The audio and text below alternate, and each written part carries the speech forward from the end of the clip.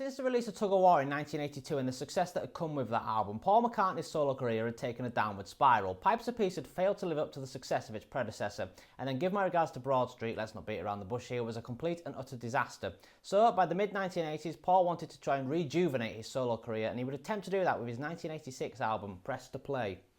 Or Press to Stop, as some people would like to do with this album.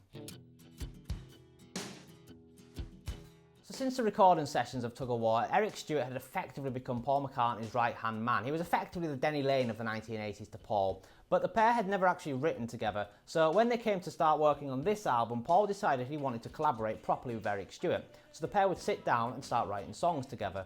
Now, they would record a load of demos of these songs on acoustic guitars, and they would also record some demos of solo McCartney compositions, and then Paul would want to send these demos around to other producers to try and get a feeler out there for what he wants to do and find a producer. Now, speaking of producers, George Martin had been producing everything Paul had done since 1982's Tug of War, but for this album, Paul wanted to work with a new producer, someone fresh, someone who could give him a contemporary sound.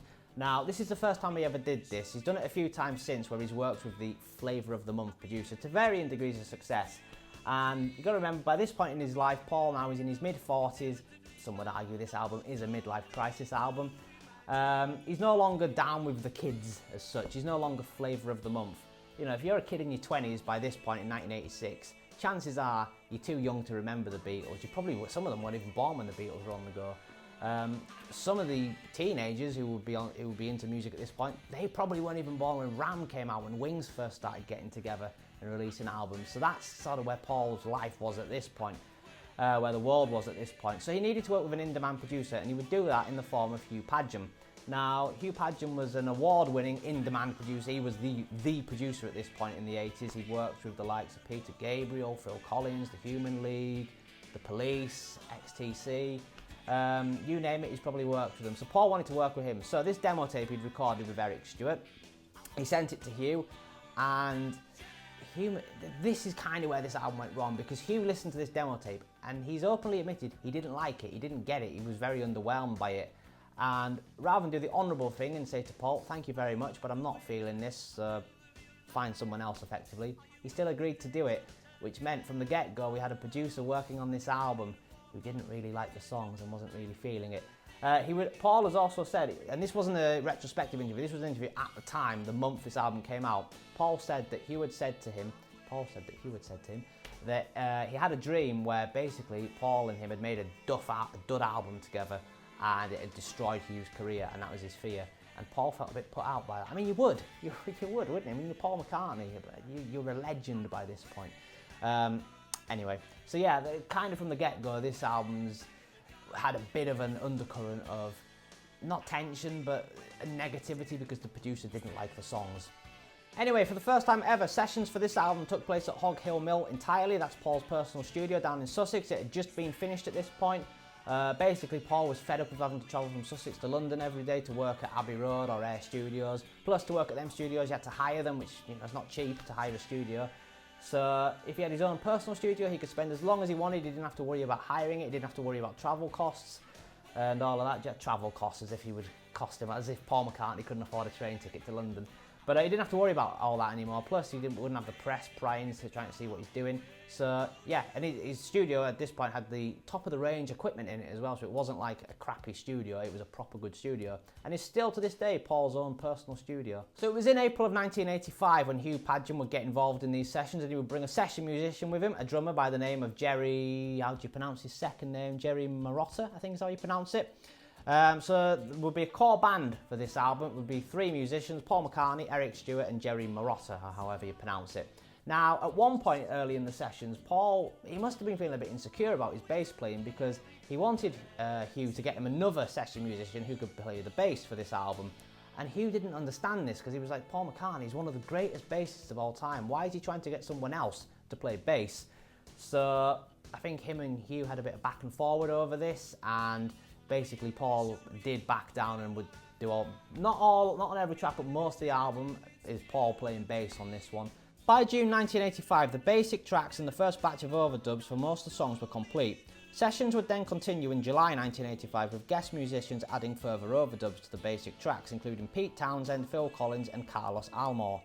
Sessions would eventually wrap up in 1986, with Only Love Remains being the final song recorded for the album. So let's talk a little bit about this album cover. It's taken by George Hurrell, who was a very big photographer in the 1930s and 1940s in Hollywood. And he used, one of those old box cameras where you put the cloth over your head and you take a picture like that. He used one of them throughout most of his career, and for this cover he did that as well.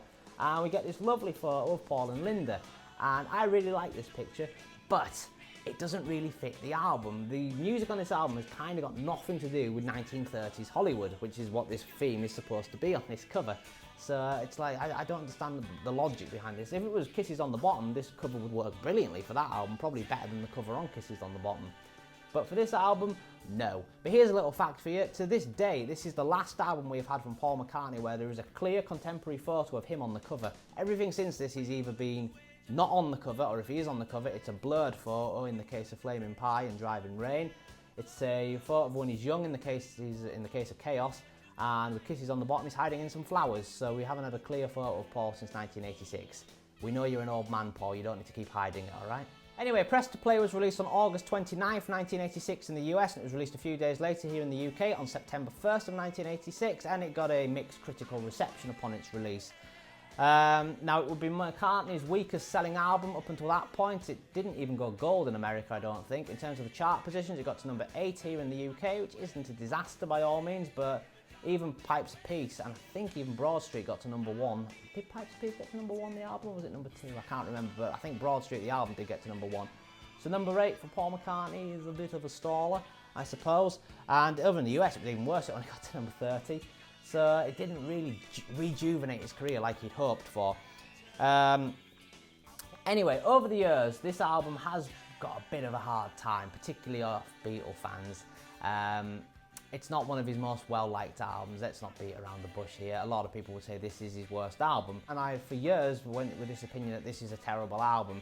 And then last year, I did a video series with Ross Goodall where we ranked Paul's albums from different points in his career. And when we did his 80s albums, I re-listened to all of them. I listened to this one for the first time in years, and it didn't blow my mind, but I went into it expecting it to be terrible, and it wasn't. I was like, it's not that bad, this album, actually. I actually quite enjoyed it. It wasn't last on that list. I won't tell you where it came, but I'll link the video down below, up there as well, if you want to check it out. It's worth a watch.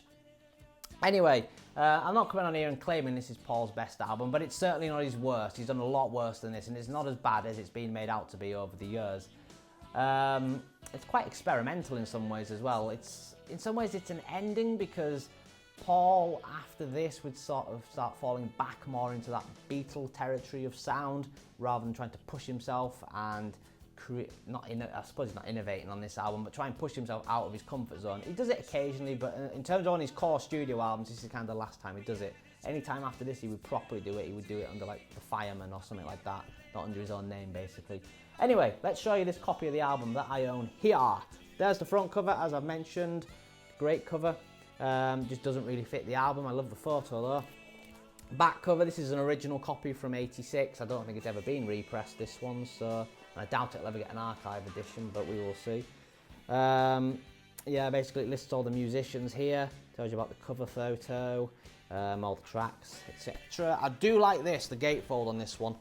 As you can see, it's damaged in the top corner. Basically, this is the sounds. I think Paul's done these drawings. It's the soundscape for each, the stereo soundscape for each of the tracks. So it'll tell you where in the channel the sound's coming from. So maybe the guitar's down there in the mix on the left channel, then the bass up the top, that kind of thing. As you can tell, my technical knowledge is very limited. But there you go. Pause the video if you want to see all that. I'm sure you've seen it before though. So that's the artwork. I'll quickly show you this. This is the sleeve. It's got the lyrics printed on it. Always nice when we get the lyrics printed. So, yeah, I think that's all I've got to say here. I won't bother showing you the record. It's just on black vinyl. I'm sure you've seen it before. So that's all I've got to say here on the album background. So we shall now dive into a track-by-track review of the album. So we kick off proceedings here with Stranglehold, which was released as the second single from the album, but interestingly, it was only released as a single in America, which was quite a strange decision, but we'll come on to that. It's got a nice little groove to it, this song. It's kind of, in some ways, a little bit of a 1950s rocker. Kind of akin to Elvis. Maybe it's just me that hears that, but that's the way I kind of hear this song. But it's also got some 80s saxophone on it, and I've never really said this in solo Beatle reviews before because I've never had this problem, but the 80s and the saxophone, I've always had a bit of a problem with this because it's a bit peculiar. Like, the saxophone is an interesting instrument, it works well when it's used right, but this is an example of it not being used right to me. They could remove it from this track and it would not make any difference. If anything, it would improve the track. Anyway, what have I got written down on my notes here? Got a brilliant chorus to it, this song. I love it. It's really catchy. Stranglehold, you got me dead, etc, etc. Great backing vocals as well. Got a nice little cool video to it, this song. It's if I remember right, it's in a bar somewhere. It's Paul basically on the stage with a backing band in this rowdy bar playing it, and it's just a fun video. It's a common trend. Most of the videos from this period are actually pretty good videos by Paul standards. So yeah, that's pretty cool. We are peaking a bit early here on the album because to me this is the best song on the album. It's bizarre that it was only a single in the US because really in some ways this probably should have been, well, it definitely should have been a worldwide single, but it probably should have been the lead single off the album as well because it's very catchy, it's very radio friendly, and it blows my mind that it was only released in the US. It didn't think to do it in the rest of the world, especially when you consider what was released elsewhere instead of this, but we'll get onto that later in the video. Good little rocker this, that's all I've really got to say on it. I like the song, it's my favourite on the album. Yeah, we're starting off quite strong here to be fair, other than the stupid saxophone on it. It's a good song. Second on the album is a track called Good Times Coming / Feel the Sun. Now I don't know this for certain, but I assume this is another classic example of Paul doing that typical trick he had of taking two unfinished songs and merging them together into the finished thing, which we have here. I quite like this song as well, to be honest. It's quite experimental by Paul standards, I suppose. The good time coming bit, it takes a little while to get going. It's, good time coming, and it keeps building like that. But when it does get going, that portion of the song, it kind of sounds a little bit reggae to me, with the bass and stuff as well, and the way Paul's singing it and the vocals. The lyrics on this song, they're nothing spectacular. There's not really a lot to the lyrics on this one. I feel this one is more about the actual music itself, and also Paul's vocal delivery as well really works on this song. I like it. And then the Feel the Sun portion of the song, it feels more like a traditional rocker. The reggae gets chucked out the window and we go into this more when dun dun like that. Yeah, it's a good one. I like Feel the Sun as well. This song, it's experimental, it's a decent tune. Again, it's not the best song Paul's ever done, but it's not offensive or anything like that. It's a decent enough tune. I like this one as well. Track 3 is titled Talk More Talk, and this is actually a solo McCartney song. Paul plays everything on here, but he does have a number of other people contributing spoken word parts. I know Linda does a spoken word part on here. Paul's son James has a spoken word part. This song, it was built off of a leftover track from Pipes of Peace. I can't remember the name of the song, but yeah, if I remember, I'll put the name of it on the screen when I come to edit this. It's quite an experimental tune, this one. It kind of goes all over the place. My big issue with it though is it feels unnecessarily long. It's the longest song on the album. I think it's 5 minutes 18. You could slice 2 minutes off this song and it wouldn't make a blind difference, to be honest. It would improve it, if anything. What else have I got written down here in my notes?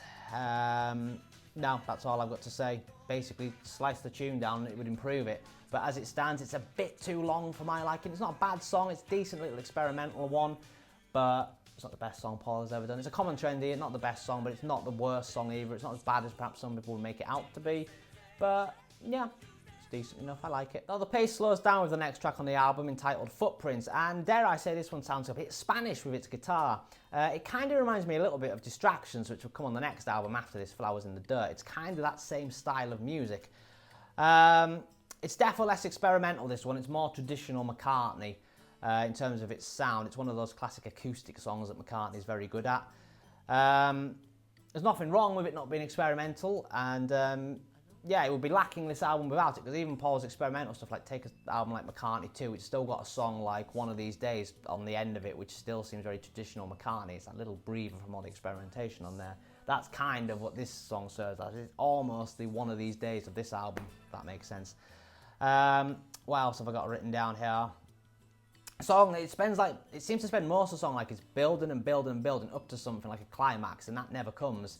I don't think that's Paul's issue. I think that's more the production choice on this, Hugh Padgham's choice. I forgot his name there for a second. It feels like he's trying to take the song somewhere and it just never goes to wherever he's trying to take it, so he'd have been better trying to keep it more grounded. Just keep it to those Spanish acoustic guitars rather than add these other sound effects that keep coming in every so often to give this idea of it building to something that it never does. Anyway, it's a decent tune. It's probably one of the more favoured songs by people on this album, I would say. Yeah, it's traditional McCartney. There's nothing wrong with that. It's a good tune. So closing out side one of the album, we have Only Love Remains, which was the final single that was released from the album. Now, it's one of those classic McCartney silly love songs, this. Same with the track before it. It's very traditional McCartney. This is not really that experimental.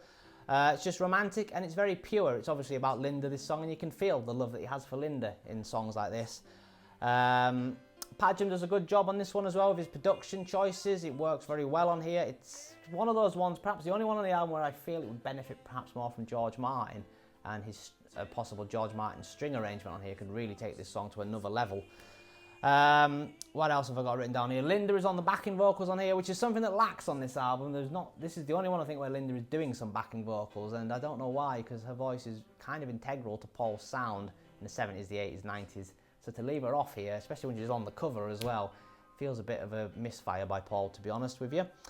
I imagine there's a lot of people on this with this album who would say this is the best song on it. I could understand that argument. I personally prefer Stranglehold to this one. But it's decent enough. In terms of the single as well, I actually own the single. Here it is, Only Love Remains. As you can see, it was a bargain in W.H. Smith back in the day, this. I was obviously the one who bought it in Smith's back in the 80s. There's the back cover, which has got a really nice photo of Paul on it. I don't think the label will be anything special. No, it's just the classic Palaphone label, as you can see. Now, interestingly, this single version is actually a remix. It's not the album version. For some bizarre reason, Paul decided to remix the song for the single. I don't know if it's because the album perhaps wasn't that successful. He thought, if I try and get it remixed, it might help boost some of the songs on it. So maybe that's why he did it with his single. It didn't really work because it would only manage to peak at number 34 in the charts, which technically means it is a hit single. But yeah, although it's a hit single, it's not like the dizzying heights of the top 10, top 20 that Paul would be used to by this point. So yeah, but no, it closes out side one nicely. It's a nice little tune, this. I like it a lot. Now, kicking off side two of the album, we find the lead single and technically the title track, Press, which sees Paul re-entering the experimental territory of the first three tracks on the album. Good little tune, this one. I like this one a lot. It's nothing serious. There's nothing, you know, it's not trying to reinvent the wheel or anything. It's just a good, fun song. I like it a lot. I like the way Paul sings it as well. He's kind of all over the place with his vocals. So at one point, he's on quite a... I'm going to pretend I know technical knowledge here when it comes to music, but I'm going to assume it's a low register on his voice because he's like, darling, I love you very, very, very much. And he keeps building up. But then at one point, that's it in your chest. He's like really high up. He's all over the place. If I could sing, I'd be able to demonstrate this really well. But yeah, I like that style, the way he's singing it. It's kind of like he's going, almost like he's trying to do some seduction in his voice when he's doing the deep stuff. But then he goes all Paul McCartney, going all high and like, woo, all of that jazz. In terms of this single, hang on, no, what else have I got written down here? Oh yes, Carlos Almor. I'm professional. Carlos Almor is on this track playing the guitar. He was in David Bowie's band. He is the person who has played on the most David Bowie albums, so there's a little fact for you. Anyway, yes, the single, lead single, here you go. There you go, I own this single as well. Front cover, which is just from the gatefold. It's just the soundscape spread thing. Decent enough. And then the back cover. I like the back cover. It's a different mix. Again, this is the video edit rather than the album version. I think the video edit is just slightly shorter, but not massively. It's a good photo of Paul, that, isn't it? Now, in terms of where this single charted, it got to number 25 here in the UK and number 21 over in the States, which was the first time since Back to the Egg where a lead single from Paul's album did not break the top 20, so it kind of set him off on a little bit of a downward spiral again, shall we say. He's not really rejuvenating his career here. He's kind of going the wrong direction compared to, you know, Pipes of Peace was a number 1 single. Say got to number 2. No More Lonely Nights, pretty sure that was that a number 1 single? I don't think it was, but it got high up in the charts, I think. So yeah, again, this attempt to rejuvenate his career hasn't really worked out for him. But anyway, the most famous thing about this song is probably the video, because it's pure chaos and I love it. There's something very British, I feel, about the video for this song, because at this point you've got to bear in mind, mid-80s, Michael Jackson is at the peak of his fame with videos like Thriller and stuff like that. And there's something very Americanized, well, it's obviously he's an American artist with videos like that. And it feels like with the video for press, someone has said to Paul, we need a video for this, and Paul has been like, I can't be arsed doing that, let's do something really quick. So he's basically got himself a cameraman and he's gone running around on the tube. So all this video is Paul taking the tube from South Kensington to Piccadilly Circus and being filmed, basically interacting with strangers and messing about on the tube. And it's a brilliant video, it's just Paul, it's just such a fun video. And you can tell it's not scripted or anything like that, because the people on the train, you can see on the reactions on their faces, they're like, Paul McCartney's on the train, bloody hell, it's Paul McCartney.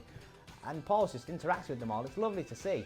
And it's the sort of thing you wouldn't be able to do this now, this sort of thing, because everyone would have their phones out and trying to film it. It would ruin the whole vibe of it. But yeah, it's a great video, it's one of my favourite Paul McCartney videos, this. Yeah, it's just good fun. Anyway, Press is a good tune, I like this one a lot, it sets the album off side 2 very well. Pretty Little Head comes along next, and this was the second single from the album, although it was only released as a single here in the UK, as I mentioned earlier in the video. The US got Stranglehold, The Lucky Things. Now, so far, this video, I've not really been that negative or downbeat on the album. I've been, I would say, fairly positive, because I've enjoyed the 6 tracks for the most part up until this point.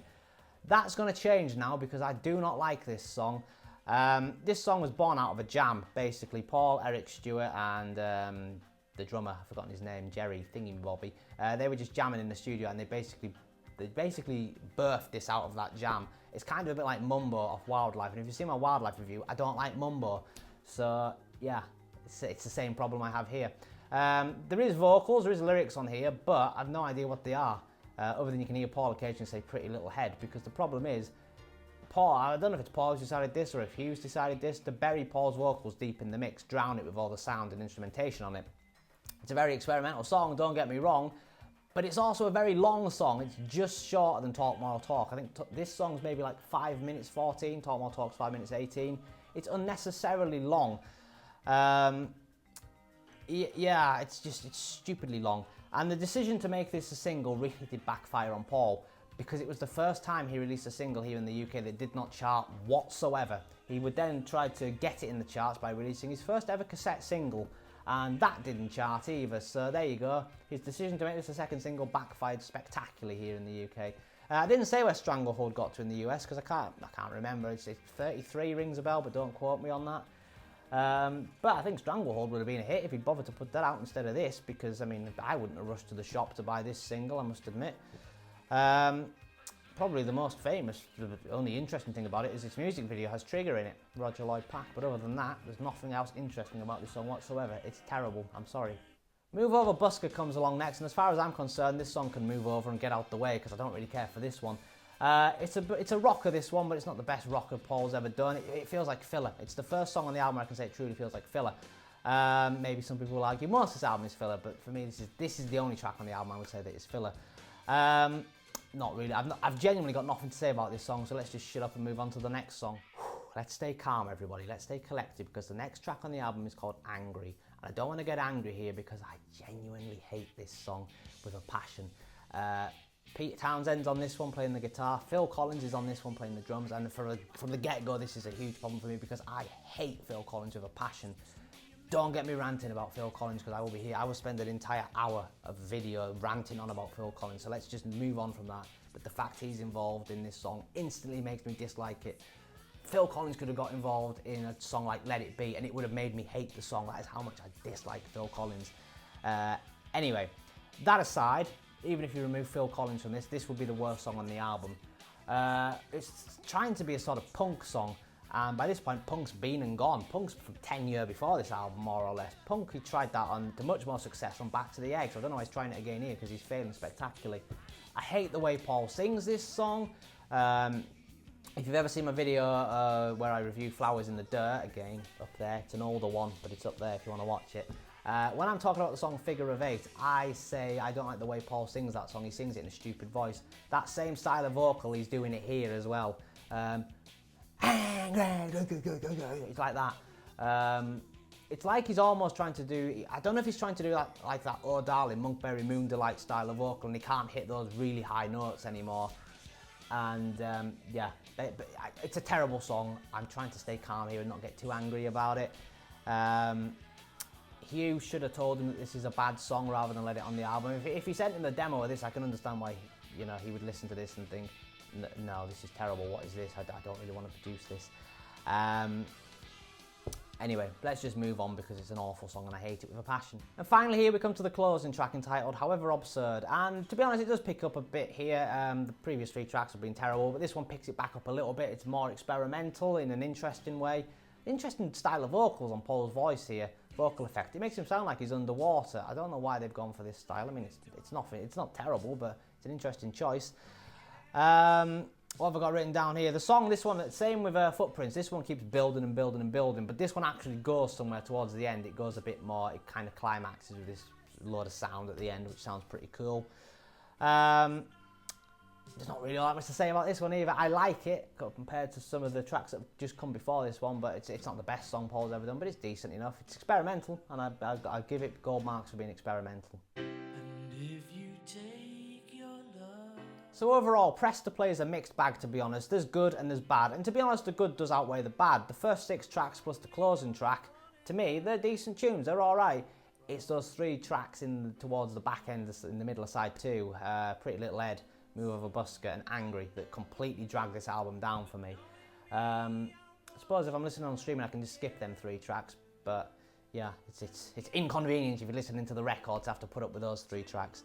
It is quite experimental, this one, and I do give it marks for that. It is Paul trying to do something different. He is trying to, okay, it is a middle-aged man by this point, trying to be down with the kids and be contemporary. And he's done it a few times since, but he's never really done a full album of trying to be down with the kids since this one. Just the odd tune here and there. Fuck you, you know what I mean.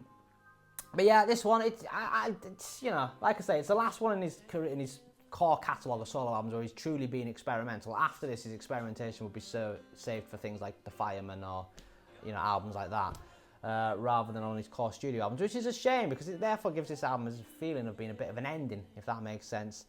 What have I got written down here as well? Hugh Padgham producing this. I think this album's fate of not being that great was sealed when Hugh got himself involved after admitting, I don't think he admitted to Paul at the time, I think it's subsequently he said this, that he didn't like the demos, he didn't like the songs. Why would you, I'm assuming he's just agreed because it's Paul McCartney, he's thought, I want to work with a Beatle, add that to my resume.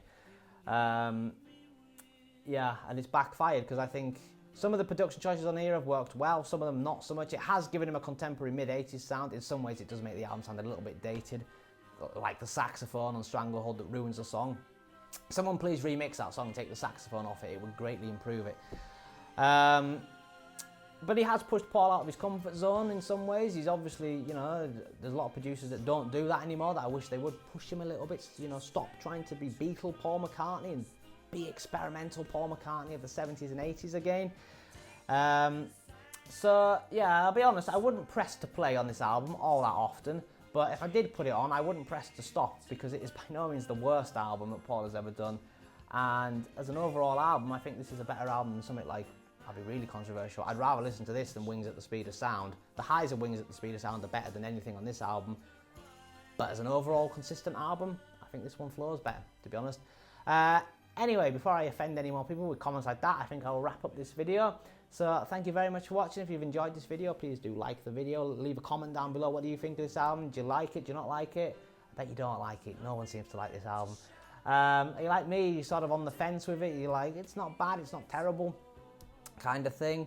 It's not great, sorry. It's not bad, it's not great. Yeah, all that jazz. Subscribe anyway if you're new around here. I do lots of videos like this. Some of them are more professional than this one. Some of them, believe it or not, are less professional than this one.